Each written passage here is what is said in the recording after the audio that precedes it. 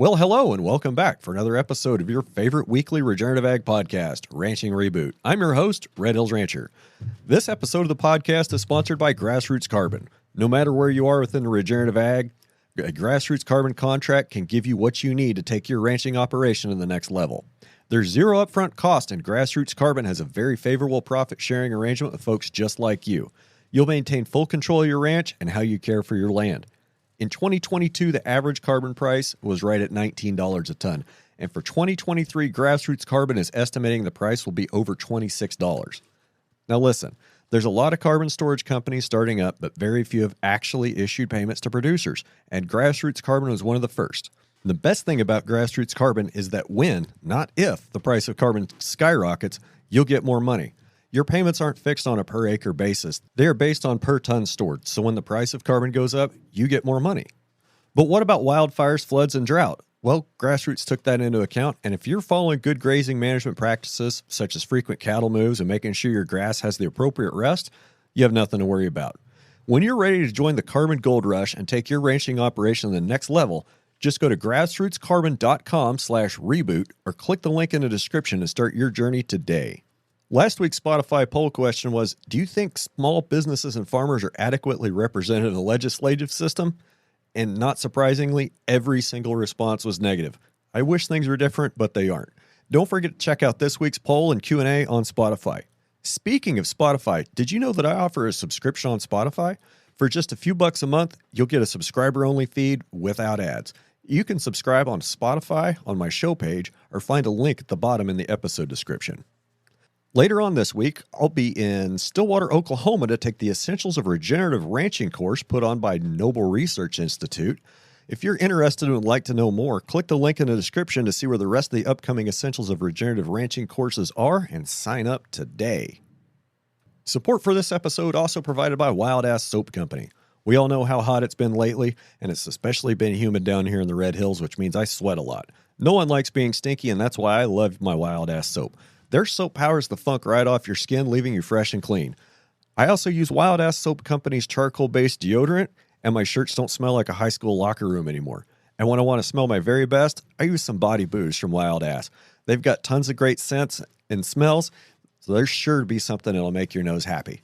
Check them out at wildasssoaps.com or click the link in the description, and don't forget to use the code REBOOT for 10% off your order at checkout. Just a couple more things and I'll shut up and we'll get on with it. Next week, I'll be up in Iuka, Kansas for the soil health event put on by Wind Biologics.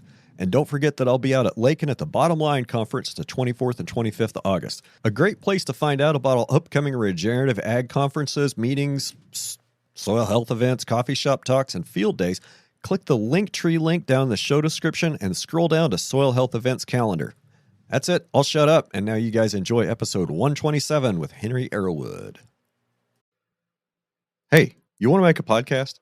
Spotify's got a platform that lets you make one super easily, then distribute it everywhere and even earn money. All in one place for free. It's called Spotify for Podcasters, and here's how it works. Spotify for Podcasters lets you record and edit podcasts right from your phone or computer, so no matter what your setup is like, you can start creating today. Then you can distribute your podcast to Spotify and everywhere else podcasts are heard. Video podcasts are also available on Spotify. And when you want to take your conversations with fans to the next level, Q&A and polls are the best way to get them talking. With Spotify for Podcasters, you can earn money in a variety of ways, including ads and podcast subscriptions. Best of all, it's totally free with no catch. I highly recommend you give it a try. Download the Spotify for Podcasters app or go to www.spotify.com/podcasters to get started today.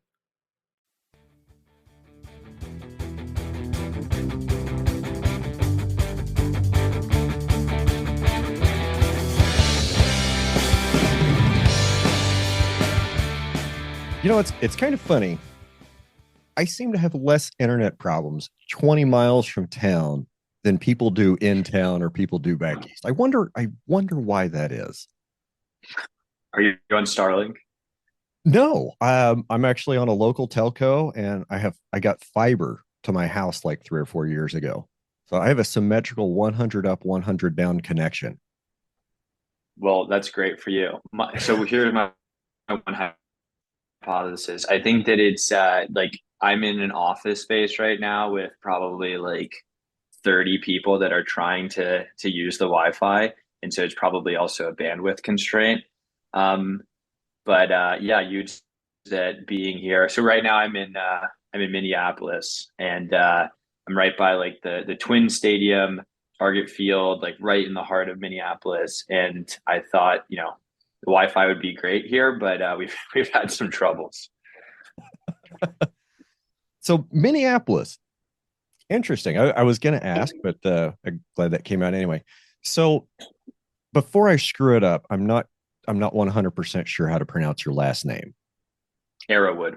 Arrowwood. Okay, that's what I figured it was. Usually it's there's two W's, but I just want to make sure. So we're here today with Henry Arrowood, and your company is called Farmshare. So tell us a little bit about Farmshare. Yeah. Well, first of all, Brian, thanks so much for having me. Really excited to be here. Love a lot of the content that you're putting out. So thanks so much for having me. Yeah. So Farmshare, we're a technology company. We are building a comprehensive platform to empower small ag producers in the modern marketplace. So anything from market access through our marketplace to ERP, CRM, inventory management, marketing support, accounting support. We want to build all of the tools and services that a small ag producer in this country requires to be successful and compete against industrial agriculture. Okay. Uh, Real quick, for those of us that don't speak corporate, what is ERP Sure. and CRM? Yeah. So CRM is customer relationship management. And so that's, we want to build a tool for farms, ranches to successfully track their relationships with their customers, whether it be a retailer, whether it be a restaurant, whether it be a consumer. We're building a tool. We already have tools, but we're continuing to optimize those tools that help our producers stay on top of those relationships and manage them to the best of their ability. And then ERP is enterprise resource planning. So, this is a set of software tools that help with, automating and management any part of their core business. So whether it be, accounts payable, accounts billable, resources, whether it be payroll, really serving as the digital backbone for a small business to thrive. So like offloading a lot of those office tasks that most of us probably hate doing. Yes. Okay. 100%. Yeah. We really see our opportunity, Brian, as being that sort of co-pilot for a small farm or ranch in helping to offload a lot of the monotony and administration that, probably seems burdensome and boring to a lot of ranchers and farmers. I think it's no secret that agriculture as an industry hasn't been as technologically developed as sort of adjacent industries, and is actually more pronounced in this country than it is in others. Just talking with other people in sort of the ag tech field, the U.S. as an industry is years behind sort of the digitization of agriculture in the UK, Australia, and so a lot of what's done still on pen and paper today, we think we can bring efficiencies to really maximize time and contributions to small farms and ranches. Okay. I made a couple notes. We'll come back to that. On the subject of record keeping, we're I don't know. I hesitate to say 20 years into the digital revolution, but we kind of are. I was in the military, and I remember this big push, in the early 2000s, like, oh, we're going to go paperless. Oh, we've got this Paperwork Reduction Act. It seemed to actually increase the amount of paper that was used, but that's beside the point. And when I got out of the Navy in 2006, I was excited about the prospect of bringing technology back to ranching. And ever since then, I'm still writing shit on legal pads. I haven't. Mm, There's dozens of apps out there, mhm. but for some reason, I'm still taking a lot of notes on a legal pad. A lot of those eventually get put into like Cattle Max or into Pasture Map. But like when I'm going through and pairing up calves, it's a lot easier for me to do that on a legal pad. I can write down a number, I can write down another number, Sure, and I can write down a description. And I can sure. do that real easy on a legal pad, but it's a lot harder for me to pull out my phone and try to type all that shit in while I'm driving through the pasture staring at a cow. So Yeah, there's still some places where, and there's guys that still love their little red books, their little red calving books that they get at the yeah. cattlemen's conference in December or January, and they keep track of all their crap for the year in that. So, like understanding the data that ranchers want to keep. There's no two of us that want to keep the same data. No two of us are going to say the same data is important. I'm pretty sure. There's going to be a group of guys that are always going to want to look at one group of metrics, but that's probably production commodity side anyway. So, um, you also said that ag isn't as tech developed as other adjacent industries, Hmm. and I thought about that, and you know, kind of rapidly went through in my head. Okay, we've got tractors that'll drive themselves with centimeter precision. Sure. There's drone grain carts now that'll come to the combine, fill up, then take it back to the truck or whatever without an operator, and that's Yeah. cool. There's drones that'll go out and spray crops. Guy on the ground can control more than one drone. I think those Hmm. are cool. But the technology solutions that we see are primarily, they're going to be big profit centers Yep. for big companies because technology is expensive. It's expensive to develop and it's expensive to deploy and it's expensive to buy. And, there's no doubt that centimeter precision agriculture, centimeter precision farming saves fuel, saves chemicals, and saves time. There's no doubt about that. But it's when it comes to adapting technology to a grazing system like mine, and I get this isn't what you're talking about, but this is kind of where I'm hung up right now. Is we talk about adapting technologies to a grazing system. Okay, you can put all my records on a laptop or on a handheld device, so I don't have to use legal pads. We can put a collar on the cow, so we don't have to go move polywire every day, right? And at the end of the day, all of these technologies, whether we're talking about technologies in farming or just the simple technology of a diesel engine, all these technologies are just designed to reduce the labor component or the physical labor component, and or what am I looking for, like the office work type part of it, right? Hmm. Trying to automate some of the office work type part of it. And yeah, some of these tools can give us back minutes and hours in the day. I don't know. I guess that's kind of where I got. I think the technology is great when it helps us advance, when it helps us save resources. But if we're gonna like, it's great we can farm with centimeter precision, and we can till with centimeter precision, and apply chemicals with centimeter precision. But is that a bullseye that we're hitting that's not even the right target? Yeah. No, a lot of great points there, Brian. First of all, I still love my legal pad too, so I just want to get that straight. I think first of all, talking about some of the automation of industrial farm equipment, obviously, you know really cool stuff that's happening there.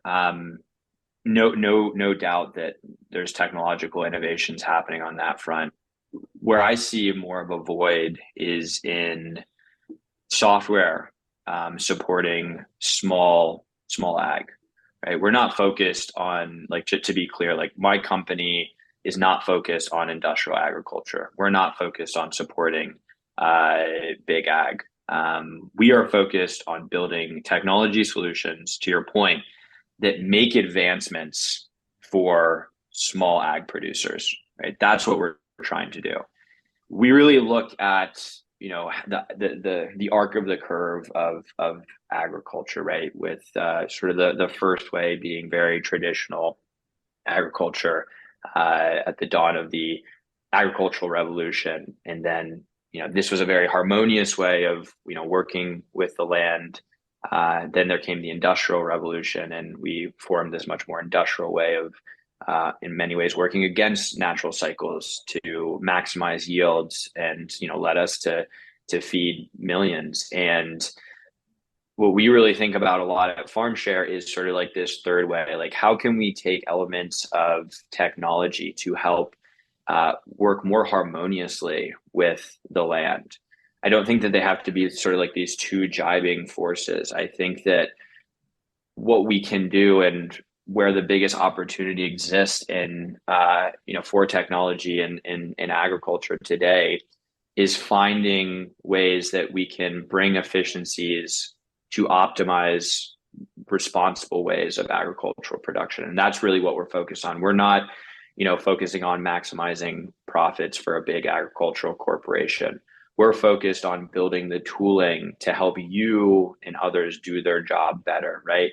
If you have all of these tools, right, on your phone and they're not what you're going to throughout your daily work to supplement whatever you're doing. I think that that's testament in itself that these are tools that have not been built in a way that really advance things for you. Obviously, there are reasons why we should be entering our data for the first time on the single source of truth, right? Your legal pad gets lost. You have to now spend time back at the office, like transferring that legal pad back into whatever other data repository you have. Like if we can build tools that are really, really symbiotic with your day-to-day work that you naturally gravitate towards, that bring efficiencies, so it's optimizing your time and you can spend less time on the admin and the monotony, but more time doing what at the end of the day actually matters, then we have done our job successfully. And we think, based off of so many conversations that we've had just like this, that there's a void in the market right now. And so we really see the opportunity to create technology that small ag producers really love, that are easy for them to use, that are intuitive, that don't take a lot of technical acumen, really simplistic. And that's what Farmshare is really all about. Okay. I know, well, not I know, but I talked about it on the podcast a couple weeks ago. I'm kind of really leaning towards dispersing my cow herd and going and cooperating with a good friend of mine. We've been working together already for 2 years, running cattle together. We're talking about combining our operations and funneling through a beef business that he already has access to. One of the reasons behind that is I thought I could do all the back end myself, right? Build the website, build the store, set up the payment processing, figure out all the shipping, fulfillment. And I get a lot of people do that. Okay. It just got to the point where it was taking up a lot of my time trying to figure out how to do that. And the returns were starting to diminish. I'm starting to see my potential market shrink because there's a lot of other people that are trying to do what I'm doing. Okay. I think I maybe took a little bit too long to build my program. And that one's on me. And that's a totally fair criticism. But it's like figuring out how to take people's money, how there's some accountability, and then figuring out how to get them product back from the locker. So I don't live in a big city. I don't live anywhere close to a big city. Like I might be lucky to catch 500,000 people within a 2-hour radius of me. And that's only because Wichita's there. And if I want to ship anything out, I have to go to the locker, drive almost an hour to get to somewhere where I have access to dry ice, to where I can start shipping things out. So this channel like simplifies a lot of things for me. So those are some problems that I had, and then setting up payment processing and charging tax. And then once you get past that, then there's the question of uh, fulfilling shipments, right? I mean, that's what it really comes down to. Everything before you slap that label on the box and UPS picks it up, everything on that is just foreplay, because that's really where the money is right there. You got to get that product on the truck and it's got to get to your customer within 2 days, or it's not going to be good anymore. So walk me through a little bit on how Farmshare could help with some of those problems. Yeah, for sure. First of all, the pain points that you touched on are, pretty universal, I think, for a lot of ranchers, right? Like, there's a lot that goes into standing up an online business. There's the actual e-commerce infrastructure, it's the shopping cart, it's the SEO, it's the marketing, it's the payment gateway. That's all just like creating the presence, right? But then, there's a whole separate issue, which is like the logistics, right? I have this customer now, but how do I actually get the product to them? And, the realization that we had was that so much of the country today, so many of the country's ag producers are really cut off from direct to market access, right? There's over 2 million small farms in the US, or really rather 2 million small ag businesses, but only 7% participate in direct to market business today. Why? Well, it's really been limited to geography and seasonality. Unless you live, within the vicinity of a metro where you can go and sell direct to market at a farmer's market. And by the way, that's seasonal. You're only doing that for, a few months out of the year. Like here in Minneapolis, where they've got really long winters, the farmer's market only goes for like 2 years, right? But only the producers that live within like 3 hours of Minneapolis are coming in to sell here. So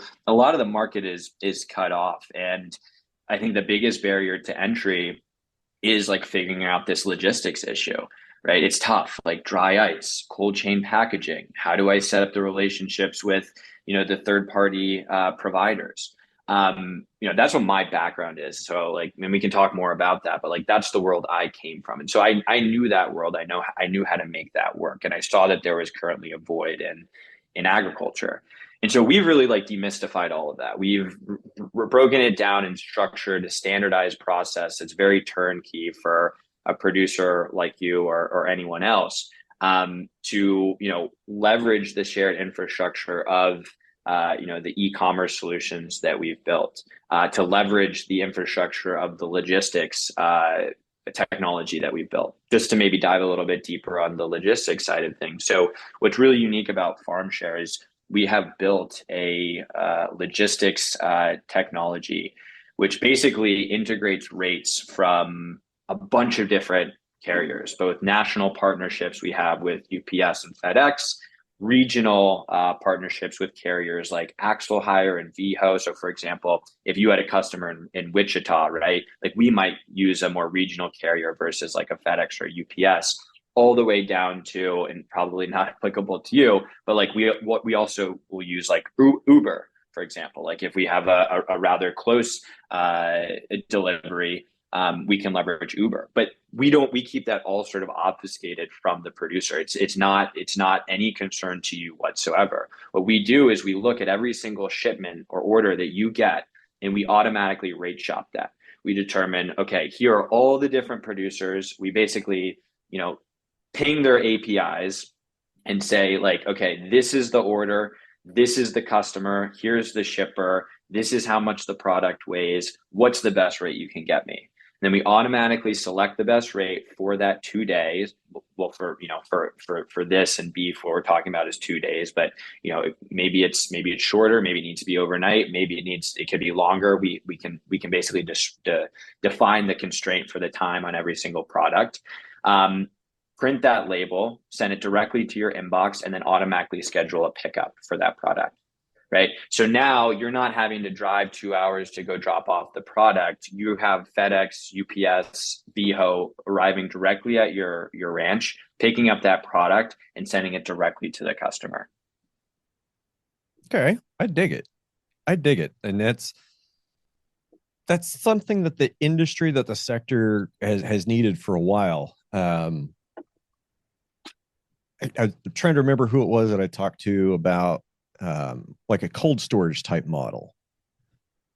Like, so correct me if I'm wrong, but it seems like in your model, like I would go to the locker, get the meat, bring it back, my storage, and then I would be shipping from here.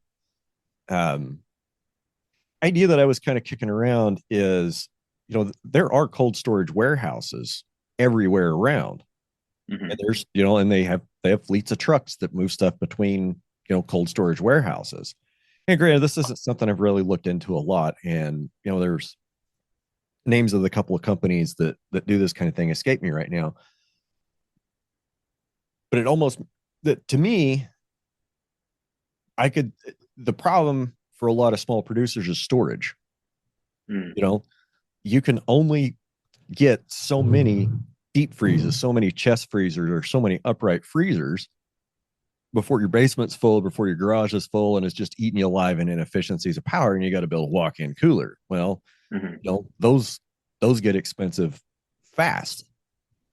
So the thought was, and I'm still kind of working on this, is what if there was a platform to where all I had to do was take something to the processor and drop it off. Yeah. And then it gets processed. And when it's processed, it gets picked up and moved to a cold storage warehouse in Wichita, in my case, would probably be the closest. Dodge City, maybe, because, Dodge City, it's kind of where all the packing plants are anyway. And I imagine there's some cold storage out there for rent. There has to be. But then we move all the product to Wichita, and then it ships out from there. And yeah, that's less hands-on for the producer. The cold storage, they're going to need to have, they're going to need some revenue out of that, and they're going to need some Hmm. revenue for the fulfillment part of it. But to me, that's just another, that would be another good link in the chain to take something off the rancher's back, right? You know, it, ranchers and farmers share the food dollar. That's been a big part of the food conversation for the last 3 years. And let's say I can get 85 or 90 cents on the dollar going to the farmers market selling direct to consumer. I'm also going to have a hell of a lot of overhead that's going to eat into that 95 cents. Hmm. But that's a lot better than the 30 or 35 cents I'm going to get at the barn. Okay. We need to be somewhere, in that 70 to 80 cents, I think, for things to really start happening for the farmers and ranchers. Hmm. And if we can reduce their workload down to the point where, I just have to take an animal to the processor and I call you with the code, or I scan her in on my phone and say, this one's at the processor this day. And, then the processor or whatever. But you get what I'm saying. Like, there's a cold storage custody chain that goes direct to the fulfillment pipeline as soon as that animal is ready to be picked up from the processor, and it doesn't have to, go through another couple of steps before it can go to fulfillment. Yeah, it's really interesting. It's a really interesting idea. Yeah, I naturally gravitate towards like, yeah, we're trying to maximize margin for you at the end of the day, right? Adding in transportation from the processor to the cold storage, having it at that cold storage third party logistics center, obviously cost money, right? Like I know that it's not a negligible expense. So I really wonder, like, what's the trade-off there, right? Like, at what point does it become more expensive for, a rancher to buy into that sort of model versus maybe just, investing in more cold storage on-prem?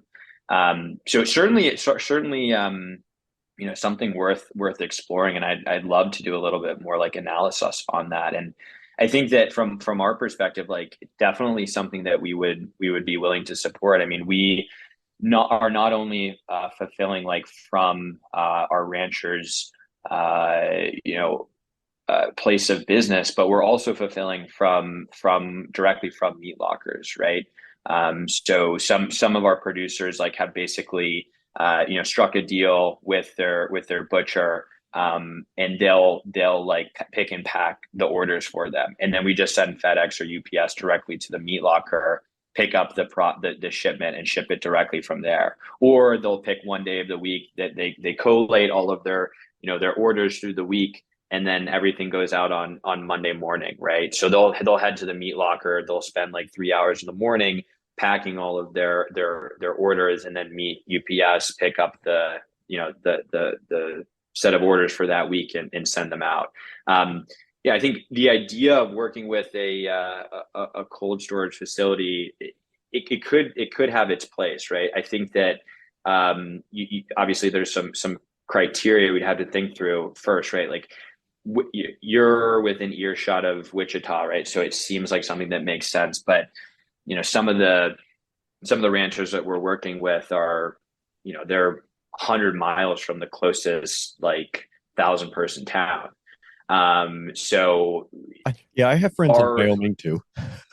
Yeah, exactly, right, exactly. And so for them, like the structure that we've put together of picking up directly from their ranch is the most simplistic, right? And it also it retains the most margin for them at the end of the day. We're trying to mitigate those input costs and those overhead costs as much as possible, to try and get closer to that 70 to 80% take rate. So yeah, I think that one of the things that is important to recognize here is, and you said this in regards to data, right? It's not a one size fits all, right? Every rancher is going to have a little bit of a nuance to their business. They're going to have some intricacies to how they want to to store their data, and the same goes for what they want the distribution of their product to be like. And our goal as a company is to be flexible and to be able to support as much different flavors for our producers as possible. We don't want to be like this super rigid sort of process that we're expecting the entire industry to bend to. But we need to meet producers where they are, with tools that support them and however they're doing business. Okay. Before we got on here, I hopped on your website. I was looking around for a little bit, just kind of get familiar. Like, seems like there are just a ton of options for beef, and there's some variability in the price, and there's some variability in the size. I was mostly looking at eighth boxes because that's and I think an eighth box, around 40 pounds, almost everybody can fit that in the freezer. Mm-hmm. We start talking about quarters, halves, and wholes. I grew up having a deep freeze and 2 refrigerators. And here at my house now, I have 3 deep freezes and 2 fridges. I have 2 deep freezes out at the ranch, and they're all full of meat, and it's not just my cows. And that's normal. Everybody I grew up with, it was normal to have a deep freeze, if not, 2 or 2 fridges. That's pretty normal. I get that that's a minority. Like, that's a minority situation. Most people don't even have a full-size refrigerator in their apartment. Okay.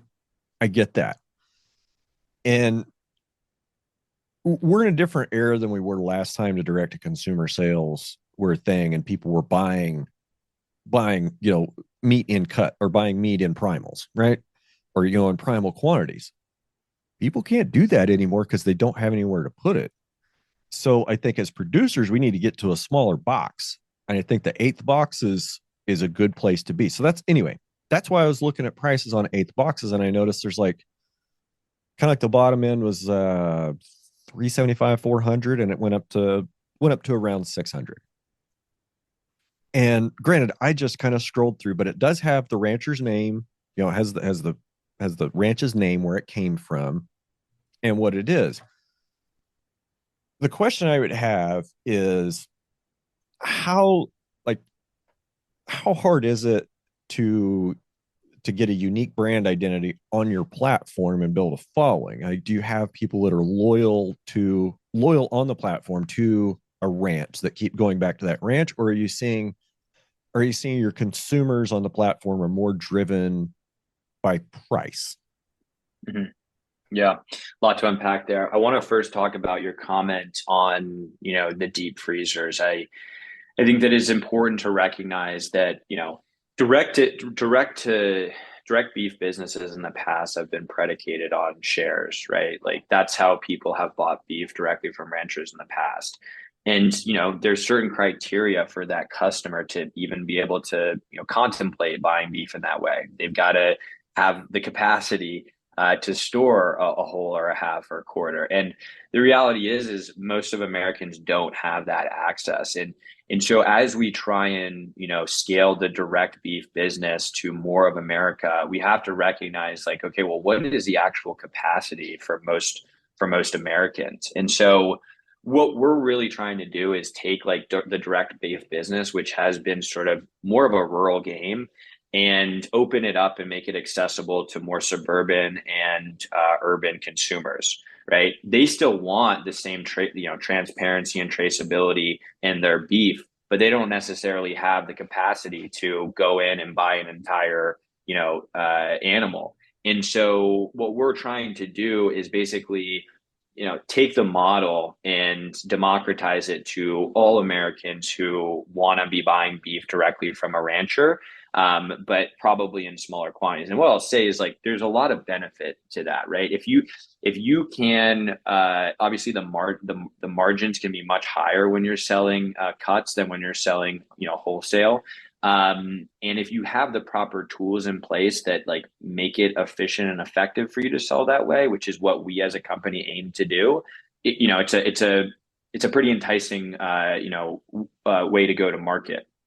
Um, so I'll just share like one sort of interesting fact with you about like like what we see in terms of consumer behavior. The average order value on our platform is about $140, right?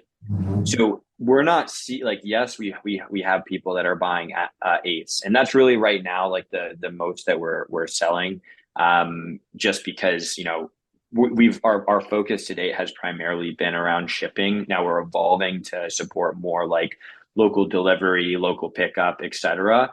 But the majority of our business to date has really been focused on shipping, and shipping more than an eighth becomes really really expensive.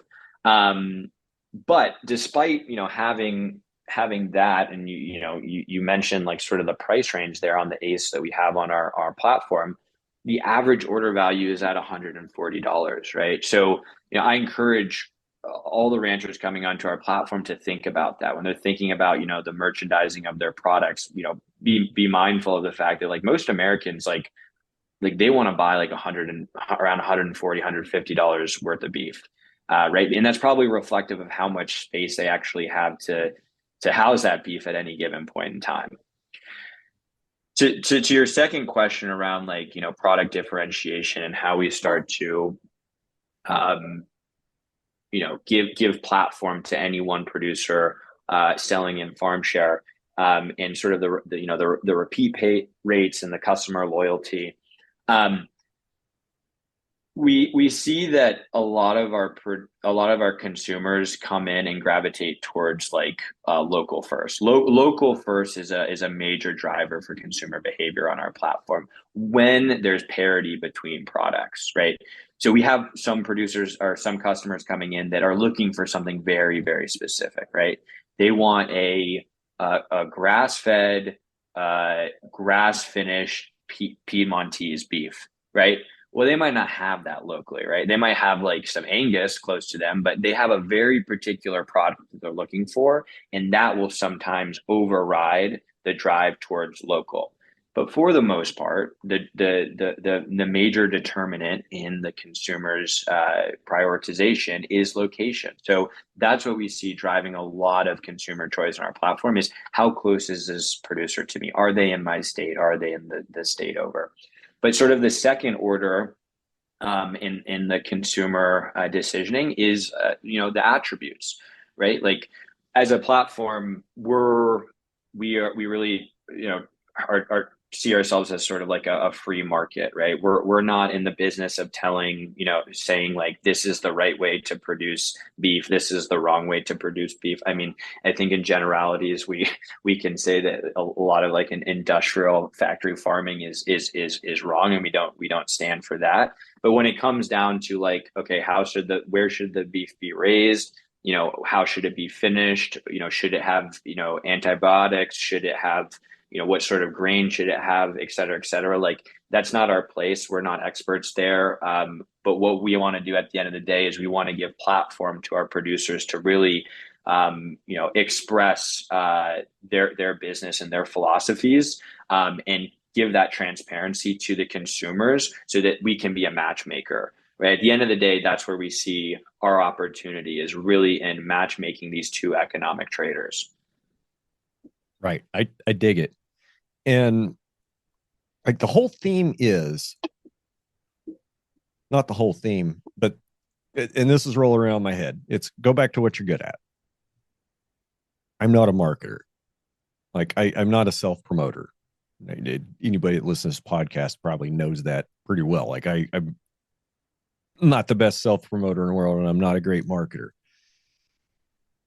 But what I do try to spend time doing is telling my story, talking about what I do, posting pictures about, how I do it and the why behind it.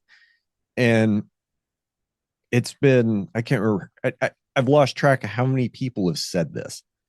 The successful ranch businesses in 10 years are going to be the ones that are telling their story today. And I believe that. And whether we're telling a story about, how good we think our cows are, how much they gain every day, or how good our grass is, and that, our ranch is full of native birds and beavers and all kinds of things. Those of us that are telling their story and being transparent about our production practices, I think we're going to be the ones that are successful. And industrial ag has some problems. I think everybody in agriculture would acknowledge that there are some very serious problems with industrial agriculture. Now, that doesn't mean that the guy, in Nebraska or Iowa that grows his own corn and soybeans to feed to his own cows in his feedlot is bad, right? That's something completely different, than the industrialized JBS, Tyson, National Smithfield model. Totally different. But there's still some similarities between that farmer feeder, right? I'm still going to want to know how many antibiotics that animal had.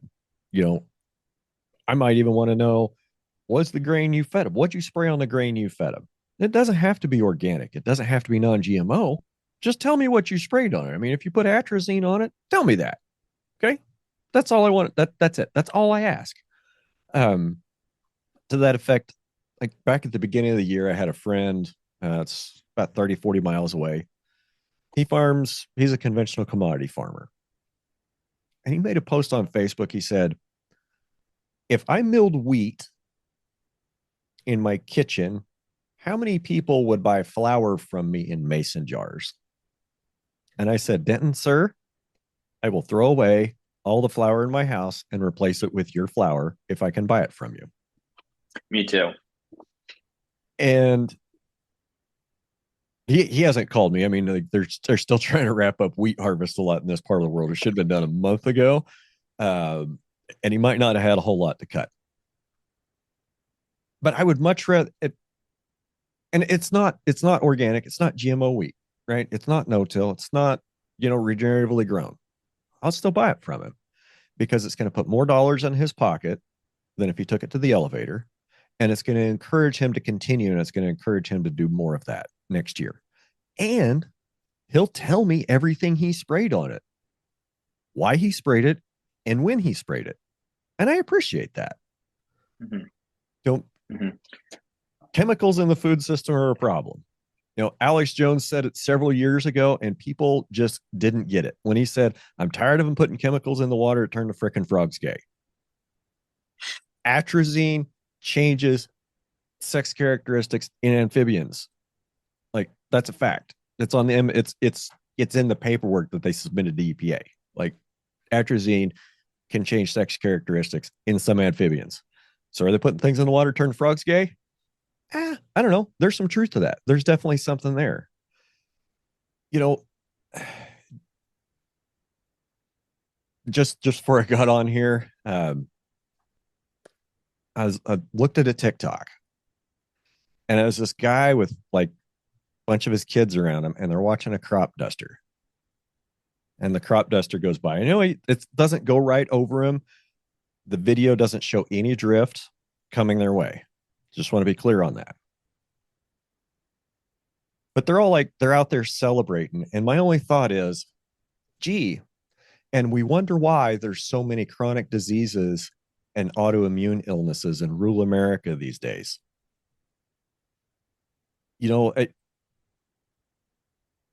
anyway, yeah. I think I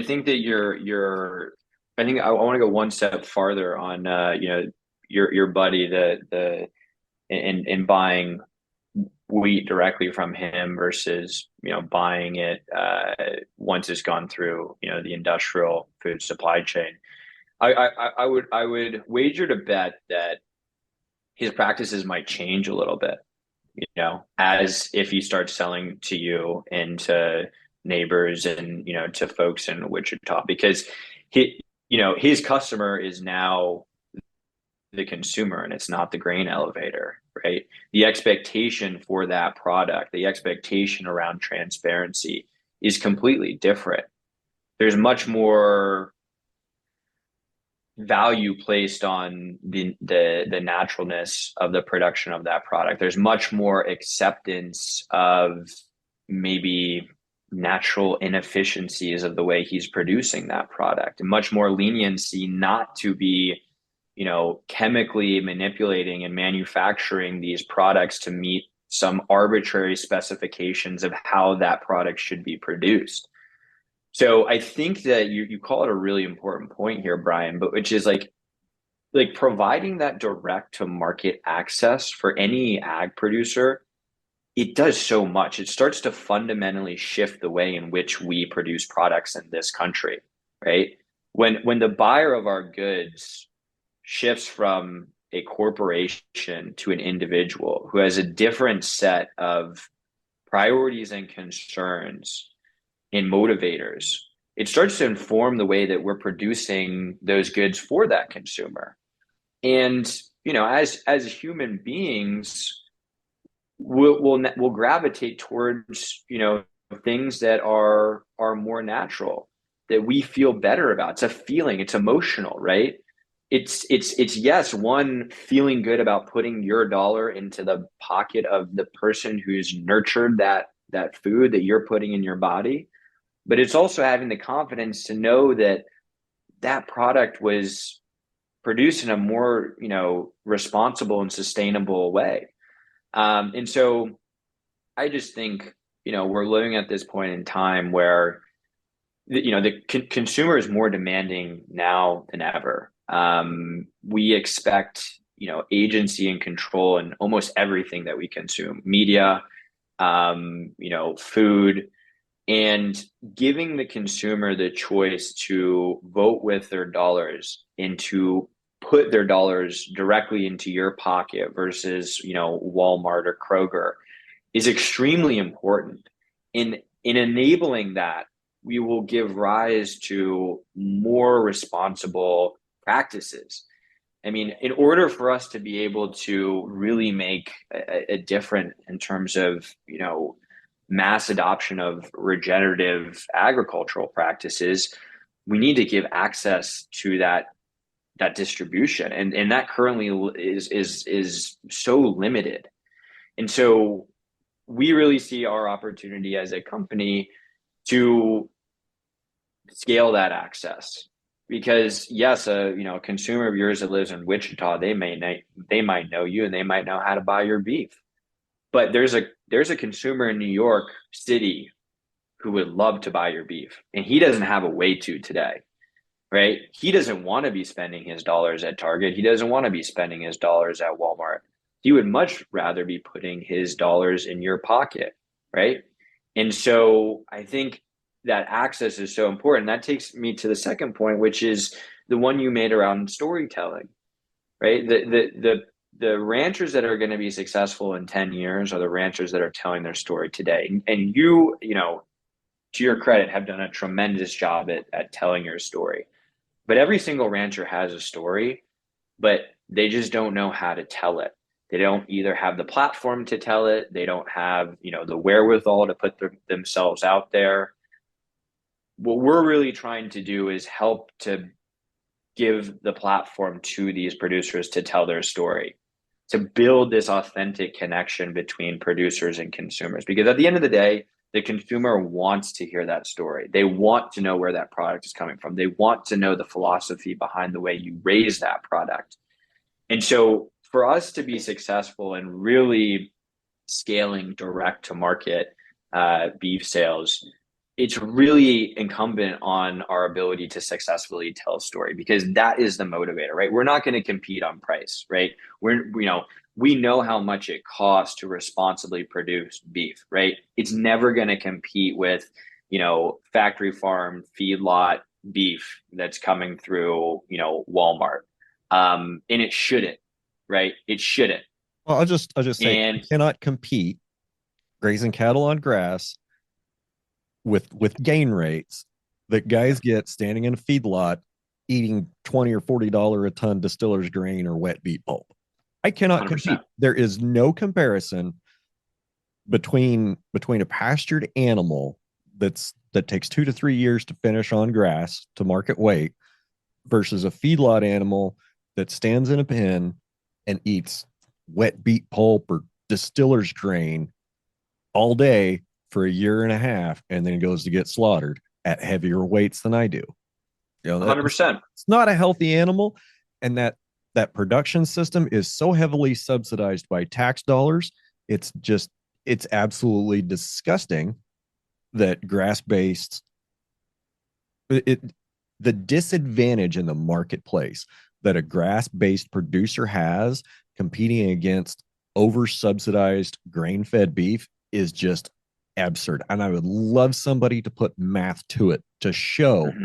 how heavily subsidized that feedlot commodity beef model is and where those subsidy money flows actually end up going. You know, I got to rant a little bit. You know, Yeah, everybody, no, it's fine. farm bill coming up. Oh, we got to have Yeah. a farm bill. We got to have all these price supports and insurance protections for farmers. We just had this horrible drought. We got to increase support for our farmers because we got to feed the world. No, factory farms do not feed the world. 85% of the world is fed by subsistence farmers.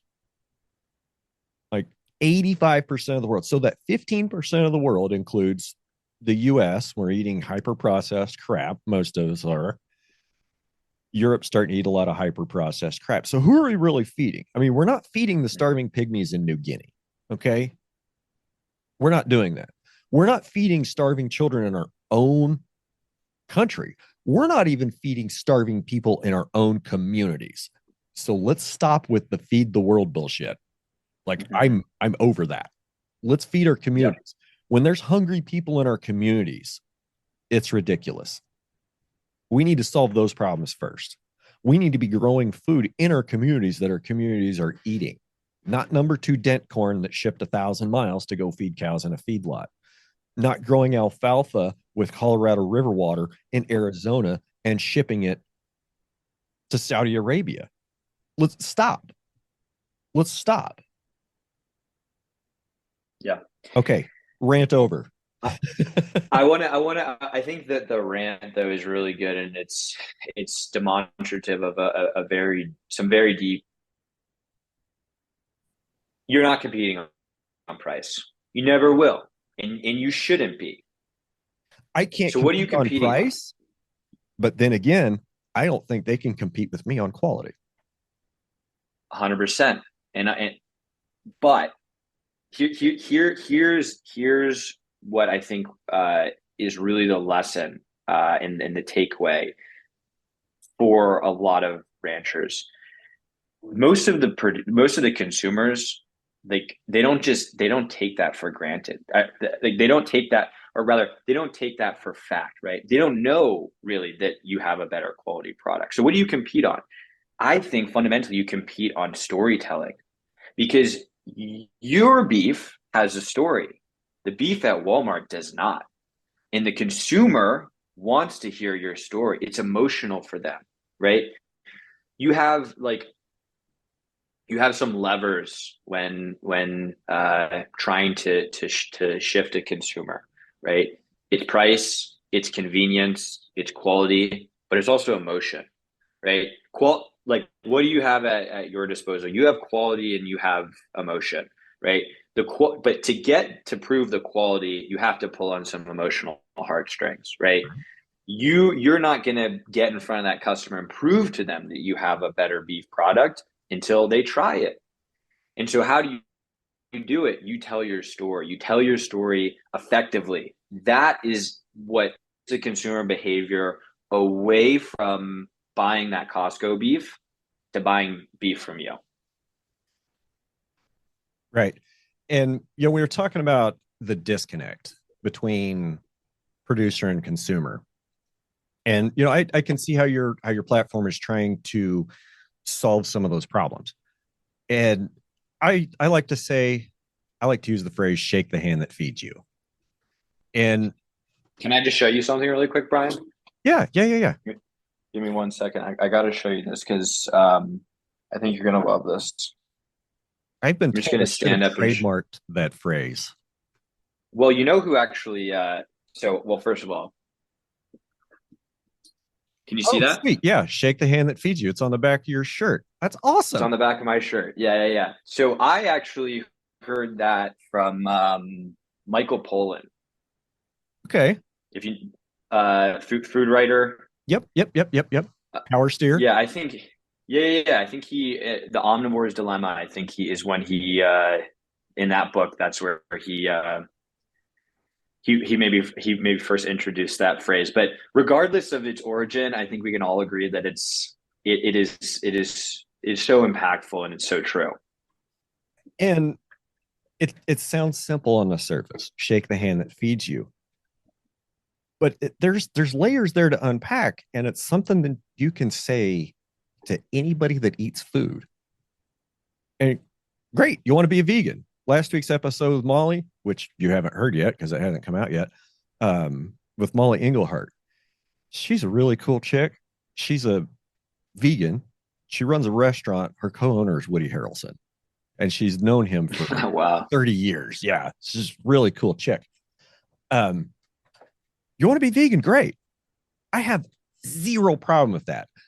I don't even want you to justify why you're vegan because I probably understand all the reasons. I just want you to verify your supply chain. I want you Mm. to go figure out where all your vegan food is grown and what that field looks like and who's growing it. Okay. You want to eat fake meat? Fine. Go to the lab and meet the people growing it. Okay. Go dig into the chemistry behind what it takes to grow that meat and tell me if you still want to eat it. Go research all those chemicals. Tell me if you still want to eat it. And if you want to eat beyond meat and those fake meat, after figuring out how they're made, what kind of chemicals it takes, what kind of energy, what kind of lab it takes, you still want to eat it, go ahead. I'm not going to stop you. I'm not even going to talk bad about you. Okay. If somebody's willing to do the diligence and trace their food back to the source, eat it. And if you can stomach that, that's fine. Go ahead and eat it. But it works on so many levels. You can't shake the hand when you're buying that meat at Walmart. Commodity product. Yeah, there's a label on it. You can trace it back to the packing plant that it came from. But can I trace it back to the guy that put the bull on the cow that bred that calf that's now on your plate? Absolutely not. And I think that's what the next generation of consumers is going to demand, right? We talk about changes in the marketplace and what people are wanting to buy and how people are buying. And I'm going to throw this out there and we'll see if you back me up on it or not. The older generation, the baby boomers, They're not the ones on your platform. The Gen Xers, which are, the generation a little younger than the boomers. So like say 45 to 70. You're getting a few of those. The millennials, which are like 30 to 40 right now, that's your bread and butter, I'm going to bet. And you're starting to see a surge off the top of the Gen Z, off the Zoomers. Do I have that right? Yeah, right. And I'll take it one step further. Not only are those the sellers on our platform, but they're also the buyers. I was thinking those were the buyers, that those were the customers. Oh, those are the customers. So they're also the sellers though. Okay. We don't have like the producers selling on our platform. Yeah, we definitely have like a few boomers. We have a few Gen X, but the majority of the ranchers and farmers selling on our platform are the younger generations, right? They're the next wave of agribusiness owners, right? They recognize the evolving consumer landscape. They recognize the inefficiencies of the supply chain that their fathers and grandfathers have been selling into, and they recognize the opportunity to disrupt it. Yeah, we do have some really innovative, 70-year-old ranchers on our platform. We have a few actually, but for the most part, the ranchers that really subscribe to the model that we're putting out are younger. They're the Gen Zs. We have a few Gen Z ranchers on the platform, and they're the millennials. This isn't actually what happens, but how we as a team like to think about who we're appealing to when we go out to talk with a farmer or rancher. It's the farmer's eldest daughter, right? That's like sort of the persona, right? That we try and appeal to, right? She's, wanting to help out on the ranch. She understands the lifestyle. She understands the importance, but she also is digitally native, right? And she interacts in a digital world, and she recognizes the efficiencies to be offered and realized in modern technologies. And she has the pressure to help out with the starting to help out with ranch chores, and she's sort of in line to take over the ranch, and she's the one that's encouraging, like, hey, this is the way things are going, this is the opportunity that's in front of us, like, let's go reach out and grab it. So like whether it's the rancher's eldest daughter or not, I think that sort of persona that we try to appeal to is really reflective of the next generation of rancher that really sees how the landscape is evolving. But to your point about the consumer side of things, 100%. We're millennials and Gen Z are the most sustainably minded generation that's ever existed. We talk about how over 50% of them would pay a premium for a quote unquote sustainably produced product, right? It's never that statistic has never been that high. Environmental impact and also personal health is a top priority in their consumption decisioning. And just to maybe zoom out a little bit and talk about the way in which the consumer market is evolving. Like, we're living at a point in time where people, and it's mainly led by millennials and Gen Z, are buying food online. Like, this is a new phenomenon. This is an entirely new consumer behavior, and most of it was accelerated by the pandemic, right? You go back to 2018, and we talk about like grocery. Only 3% of all grocery sales were made online. Now in 2023, it's 14%. right? Entirely new consumer behavior that sort of just like accelerated through the pandemic, right? So now you have this younger consumer who's sustainably minded. They also are, they're getting into their real earning potential in their career. So they have disposable income and they have this new consumer behavior of buying things online. Well, think about the opportunity now that all of these, rural ranchers have to appeal to this customer set. They check all the boxes. They have the money to spend on the premium product. They have the motivators to seek out a more responsibly produced product, and they also are willing to buy products over the internet and have it shipped to them. In fact, for many of them, that's their preferred, you know, means of purchasing. So like the timing could not be better for small ranchers across this country to get their products to market. Yeah. Yeah. And I definitely see that, and I'm thinking that, there's so many people that got upset in 2020 and 2021 about Elon Musk and Jeff Bezos and their space programs. Like, guys, you're the ones that bought all the Teslas. You're the ones that bought all the shit off Amazon. Like, really? You're going to complain about that and then go order another, then go order some shit off Amazon and take your Tesla down to the store? Really? It, I think people have been disconnected. Well, maybe not disconnected. They're starting to see a lot of the system for what it is. You know, like since we're picking on Amazon a little bit, you know, Amazon was great in 2019. I could get anything I wanted with 2-day free shipping. Like I could order stuff on Monday night and it would show up Wednesday afternoon. Like it was kind of neat. Mhm. And then March 2020 hit. And now I'm paying twice as much for Prime as I was in 2019, and it takes a week to get anything. And, and then people are upset about working conditions in the Amazon warehouses and upset about Bezos' space program and that, and his yacht that they had to disassemble a bridge to, so it could get out in the ocean. And people are talking about that and they're upset about it. Stop supporting the asshole. Like it's simple. Like stop supporting him. Okay, well, maybe it's kind of hard because half of the internet runs on Amazon Web Services. Okay. When it's almost unavoidable in daily life to give Jeff Bezos money because you're either buying something on Amazon or using a website on AWS. Yeah, okay. The guy can spend a couple $1 billion on a space program. Let's just think about how he got there.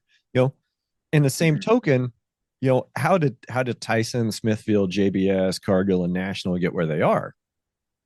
Same way. And I'm not saying that, Amazon's going to get disassembled overnight or those big packers are going to get disassembled overnight. I don't think they are. I think that the changing buying patterns of the American consumers will eventually take away their market share, right? Okay, 14% of people buy groceries. That's a good solid demographic number. And sure, there's people out there going, 14% is nothing. 14% market capture is huge. At 14%, they can't kick you out. Like you're there. You're an established player at 14% and you're gaining market share. That's where grass-fed beef was 4 years ago. Was at 13% of market share. And we're growing every day. Mm-hmm. So yeah.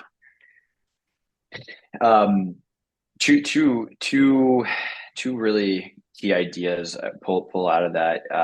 First of all, on the 14%, like 14% of nearly $1 trillion, right? That's how big the the consumer food expenditure on an annual basis is in the U.S. So that 14% represents a big number.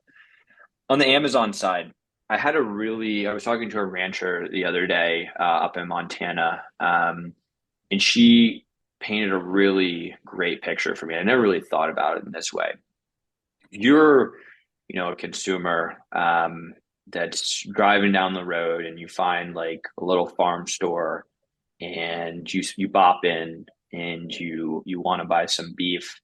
um, you probably have uh, some forgiveness on any sort of issue or inefficiency that you might encounter in that experience, right? Got one small clerk working that shop, and you have a level of understanding, and you're probably willing to overlook a subpar customer experience. That Do you does think not that translate. has that changed in the last couple of years? Like mainstream, has that changed? Because I can kind of sense a change in myself. So like Okay. 6 years ago, if I'd walk into a place and there wasn't somebody right there to wait on me, I'd get upset. Mm. And now if I walk in, and maybe it's because I'm going to different places. Okay. That's also possibly true. When I go to my friend's farm shop and they're not there, no big deal. I just get what I need and I check myself out. A lot of times they'll come running out from the house and be like, "Oh, hey, how you doing? I haven't seen you in a while." And hugs and handshakes all around, and it's great. Um, shit, I forgot what I was saying. Did it change? Has it changed? Yeah. So has that? Do you think that's changed? Because now I'm not going to be any more tolerant of a big box store.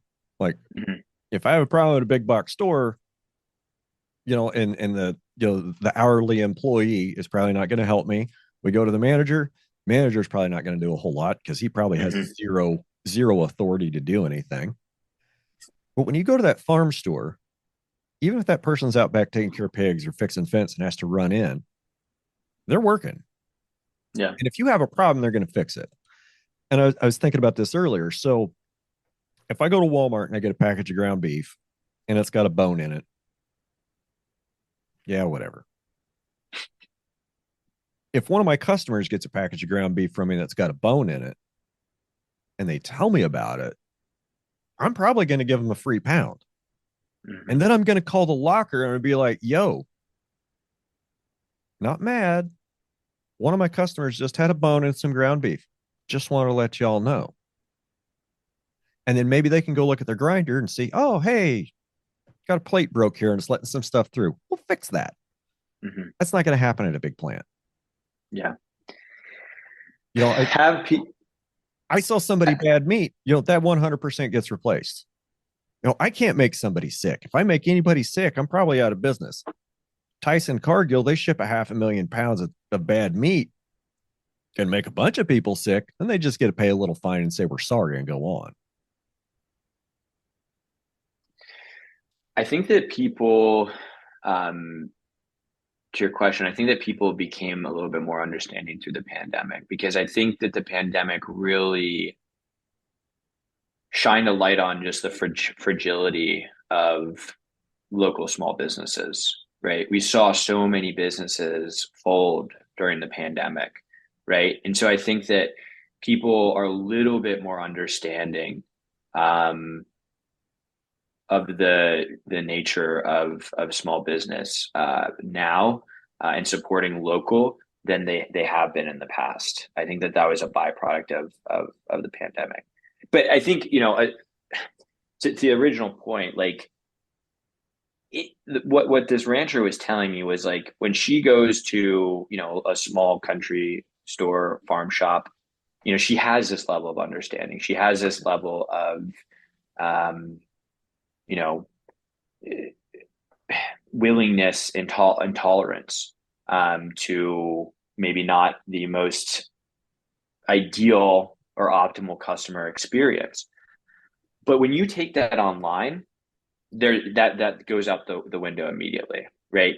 We as consumers have been conditioned by the likes of Amazon to expect this instant gratification, for everything to be so smooth, for everything to be seamless, right?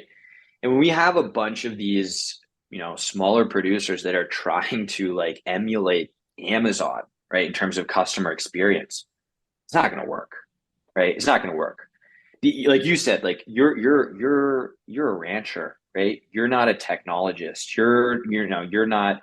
you don't do online payments, right? You don't do marketing, right? So you're never going to be able to provide a customer experience that, competes with Amazon. And if you did, that means that you're probably not spending your time where you should be, which is on the ranch.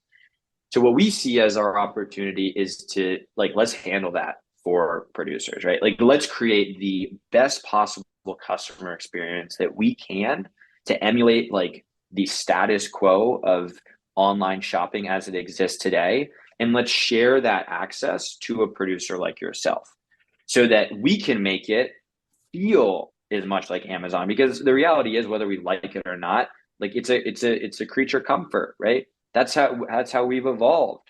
We want things now and we want it to be there tomorrow.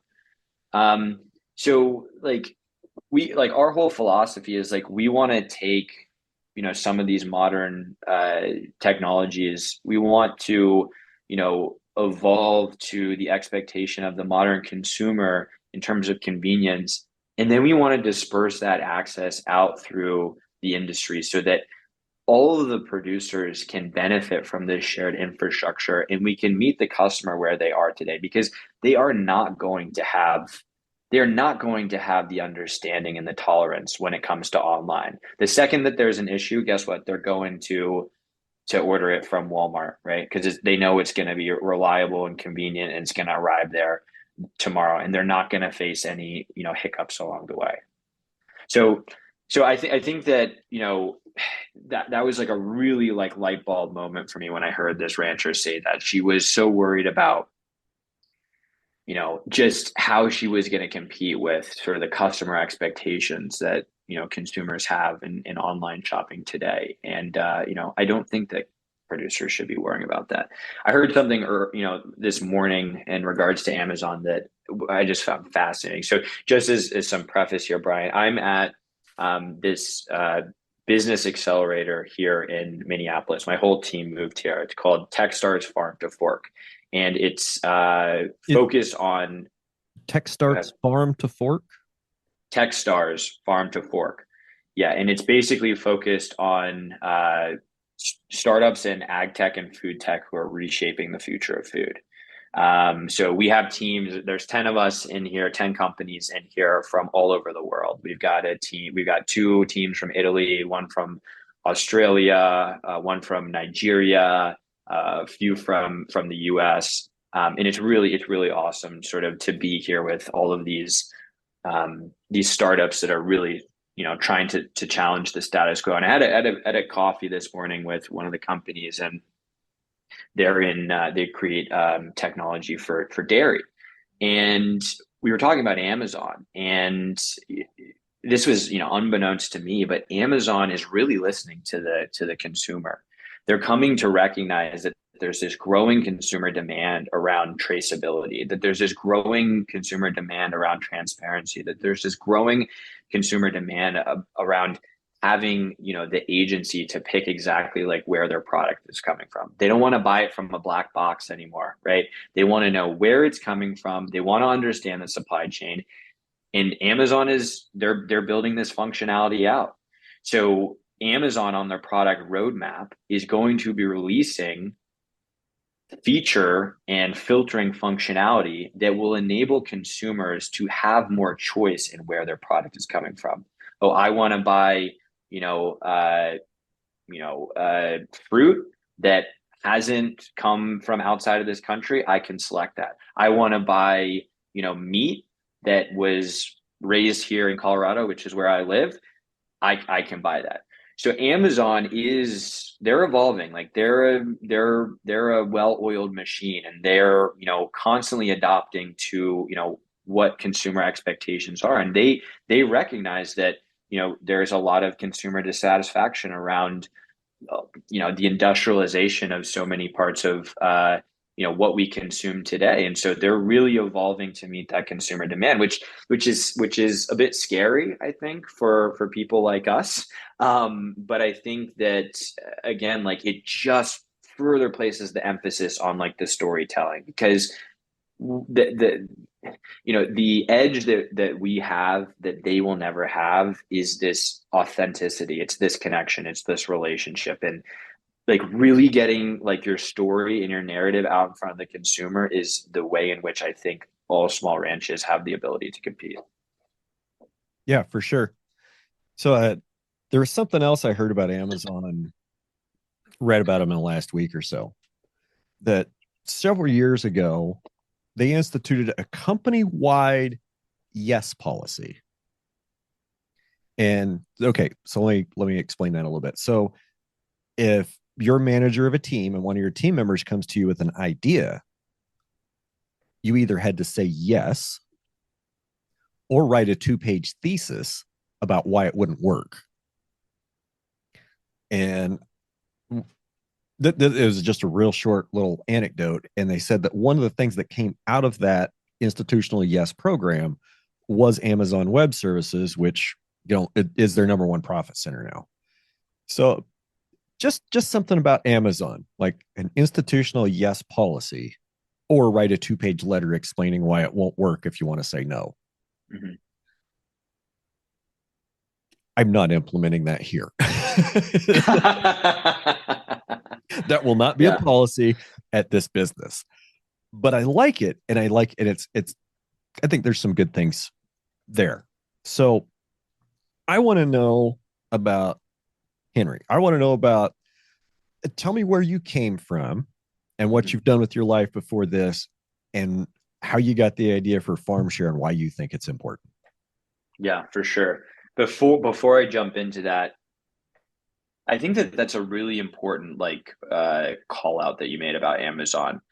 And it's a very similar policy exists at Google too. It's basically at Google they have like the 20% rule. 80% of your time at your job, you focus on your job and what like your responsibilities are, but they give you the time, 20% of your time to focus on whatever you want, whatever you think is important.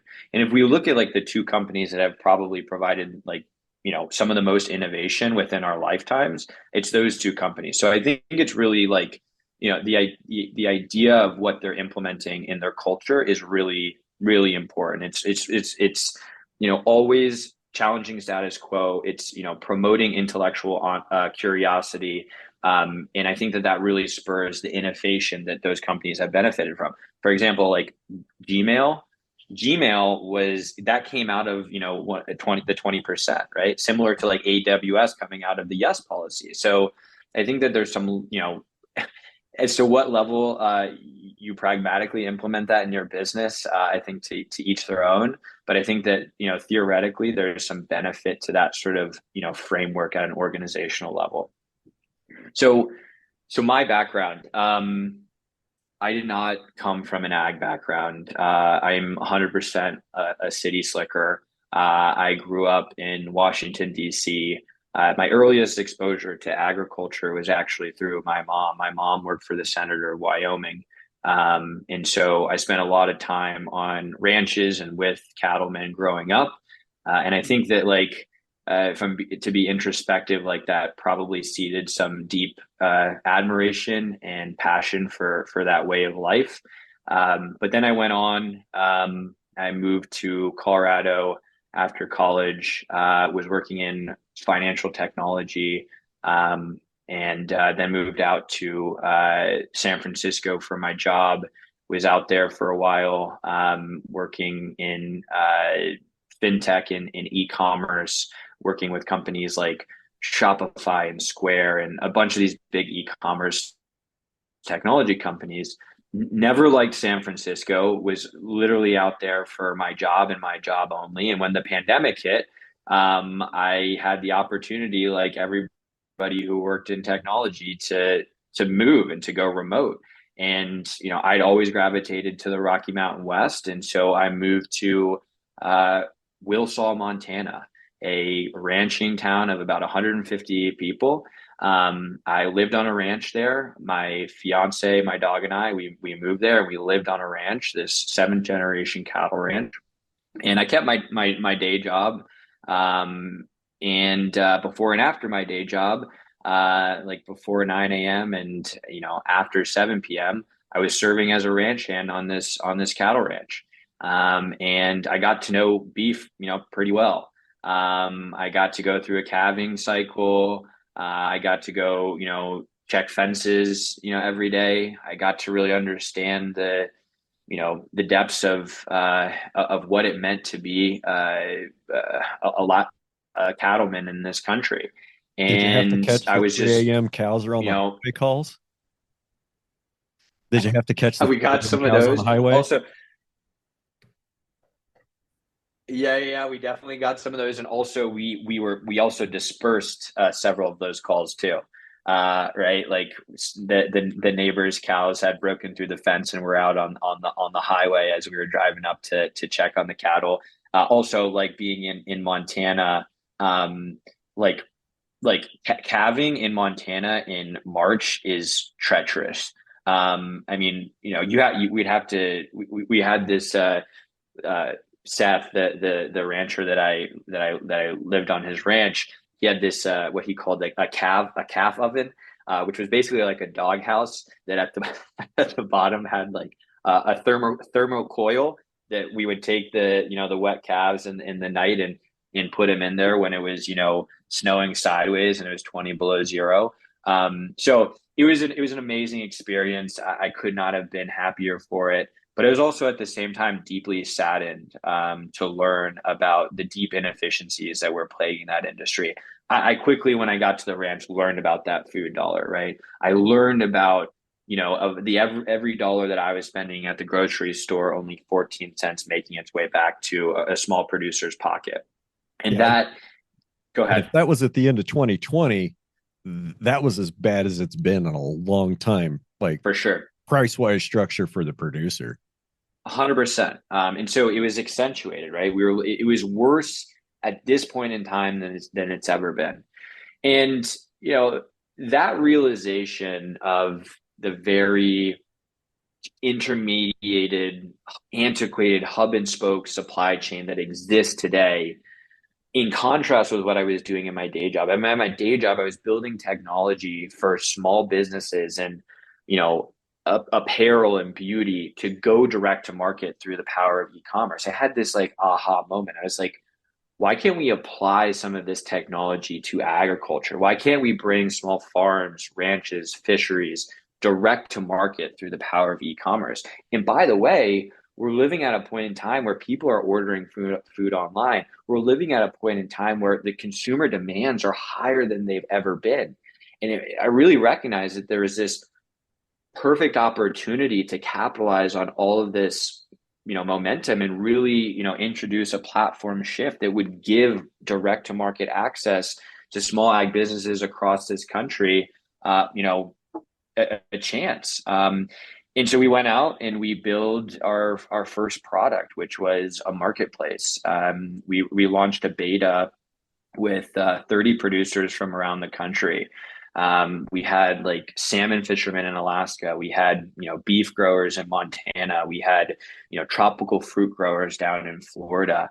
And it was an amazing experience. And it was, instantaneously validated by the market on both sides. We had, so many producers interested in, what we were offering. And we had so many consumers that loved the idea of being able to buy food directly from the source and to hear the stories of these producers and feel, trust and confidence in where their food was coming from.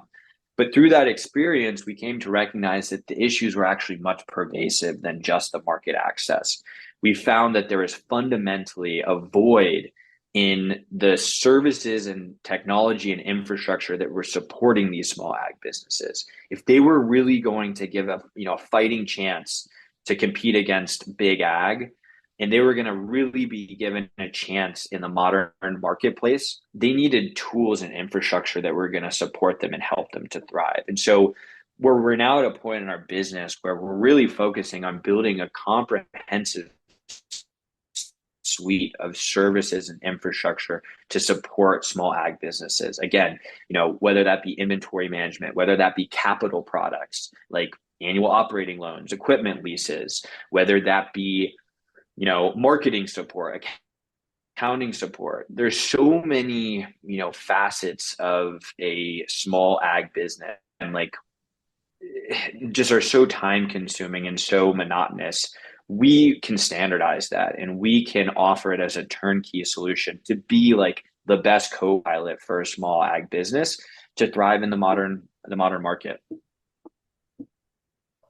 Awesome. Awesome.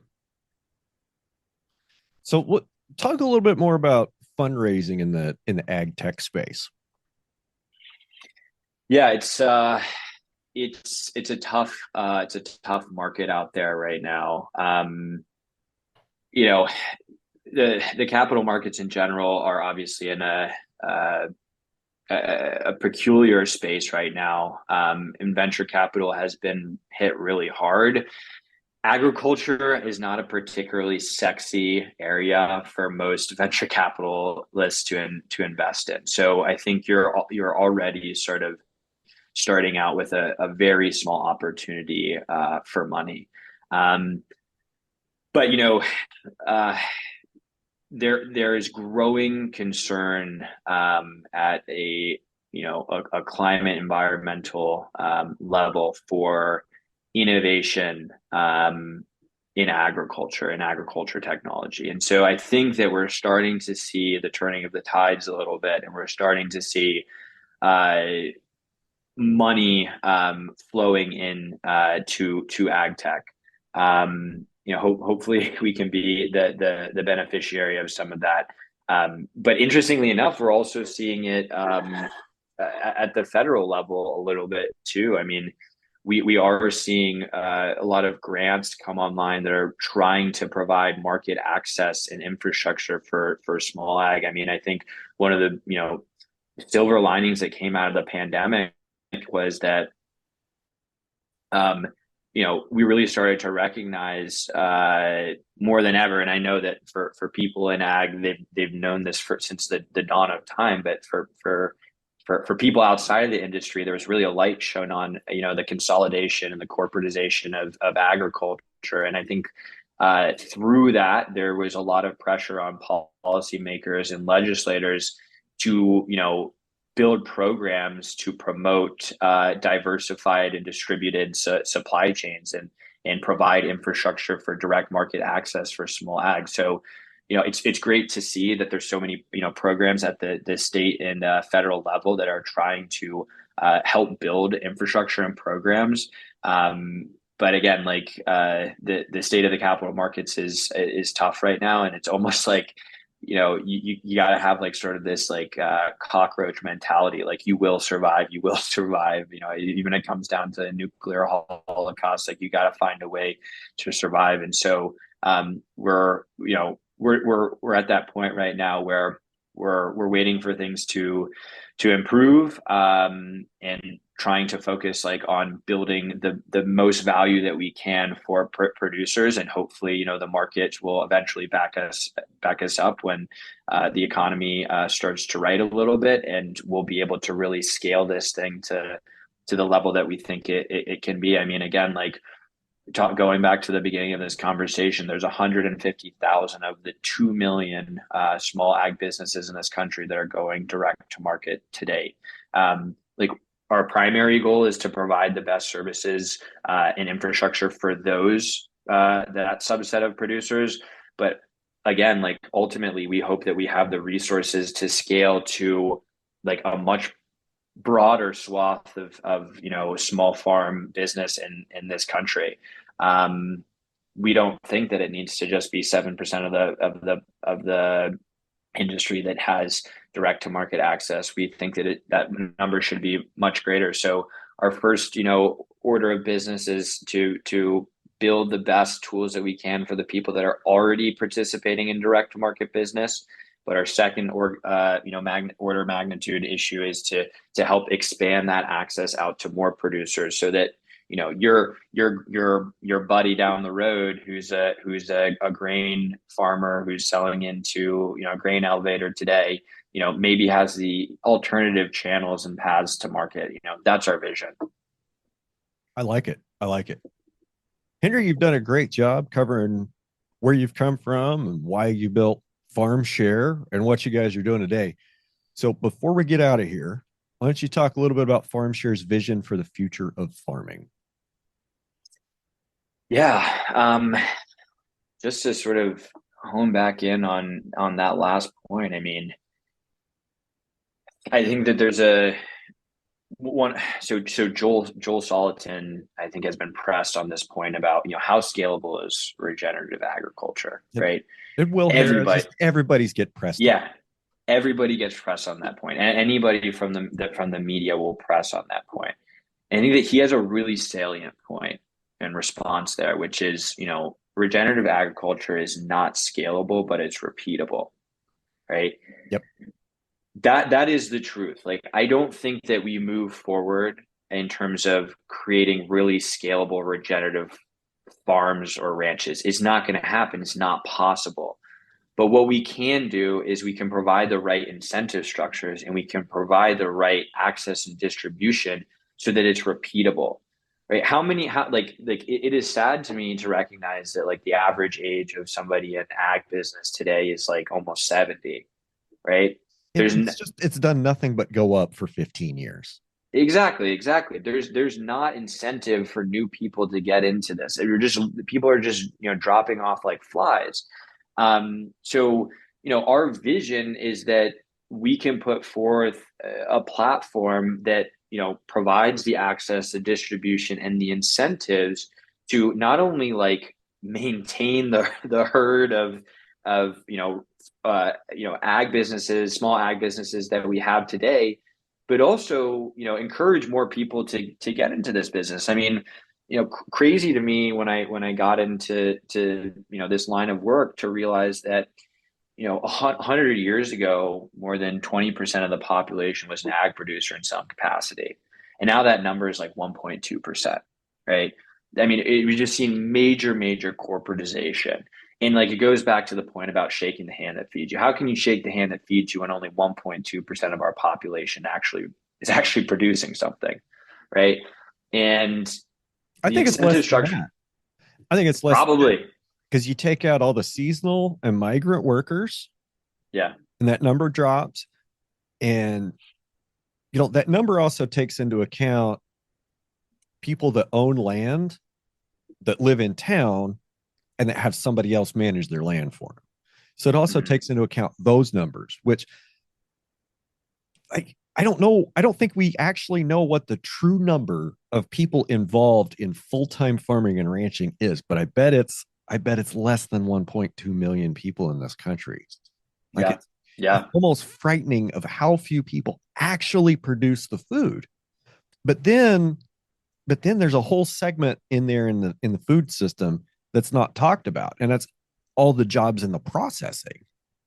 And not just the people in the beef plants and the hog and chicken plants, but like the people in the strawberry plants, the people in the tomato plants, the people that package the damn peanuts. Nobody talks about those. you Mhm. know and a lot of these are jobs that used to be either on farm or in a small town.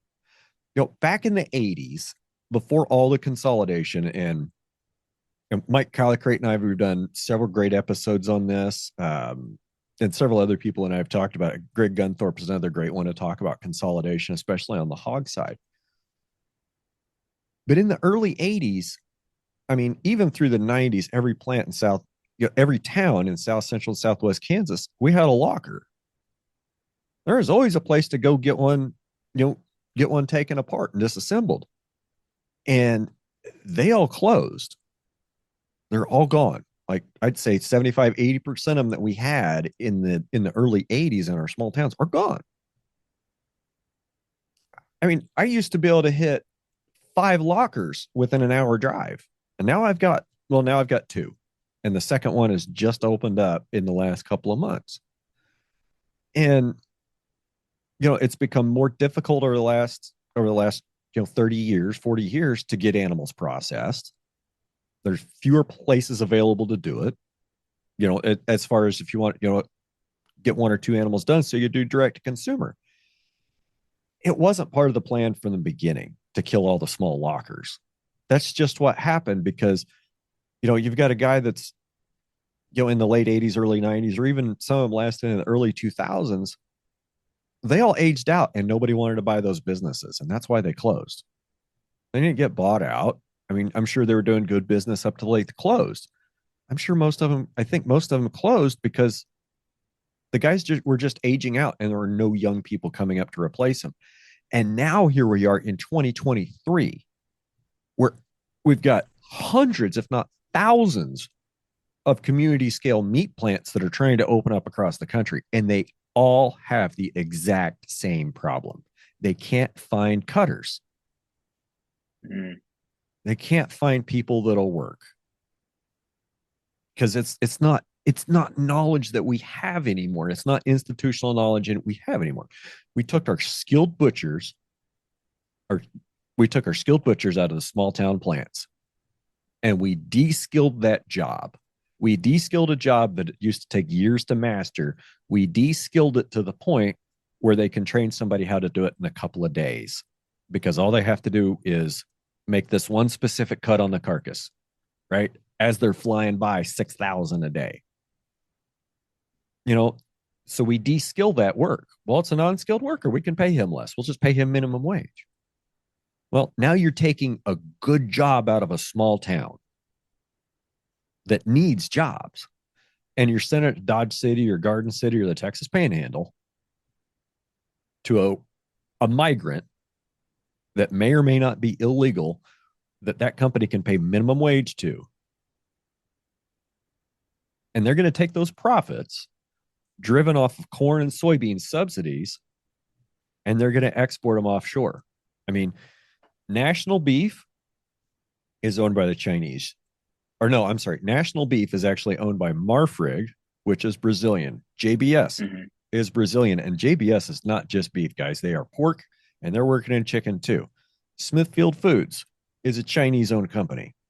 Okay, so let's keep this in mind when we're going to the grocery store. We're buying those labels, we're buying those products, and you're paying, you might be paying less than you were going to shake the hand that feeds you, buying either on farmshare.co or going to the farm and buying it direct yourself. Okay. Amen. There's a huge difference there. Brian, can I offer a promo to your audience to go get free shipping on their first order on Farmshare and order directly from a small farm and shake the hand that feeds them? That would be awesome. And since we're kind of wrapping up here, after we get off, if you'll set up a referral link, I'll put that in the description so people can use that link to sign up. You don't need to give any money. Don't need to give any kickbacks on that. It'd just be nice to track the traffic. So if you guys are interested in Farmshare, click the link in the description. Henry's about ready to hook you up with a discount code. And I'll make sure that one gets in the description too. Awesome. Let's make it Brian. That's just the discount code. Apply that at checkout, and we'll get you free shipping on your first order. Can we change that to Reboot? Well, let's change it. Let's change it to Reboot. Okay, because that'll be consistent with with everything else. Consistency is good. People feel. Yes. So farmshare.co and coupon code Reboot for free shipping. There you go. That's awesome, Henry. I appreciate that. For sure. Brian, thank you so much for having me on today, man. This has been a really enjoyable conversation. Yep. I've had a lot of fun. Really appreciate your time, and thanks for sharing about Farmshare.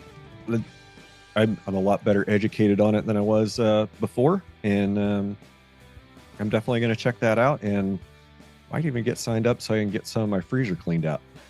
There you go. We'd love it. All right. Links. Farmshare.co. Farmshare.co, at farmshare.co on Instagram and TikTok. And if you want to connect on LinkedIn, Henry Arrowood. All right. Very cool. I'll make sure we get all those links in the description. And thanks again for your time today, Henry. Thank you, Brian. Be well. All right, gang. Go make something of the week. See ya. Bye. If you enjoyed this episode, don't forget to like, share, and subscribe to our podcast. We'd also love to hear your thoughts, so leave us a review if you haven't already. And don't forget to check out the Q&A and the polls on Spotify. Your support helps us bring more enlightening conversations and fresh stories from the world of farming and ranching. Thank you for listening to Ranching Reboot, your favorite regenerative ag podcast.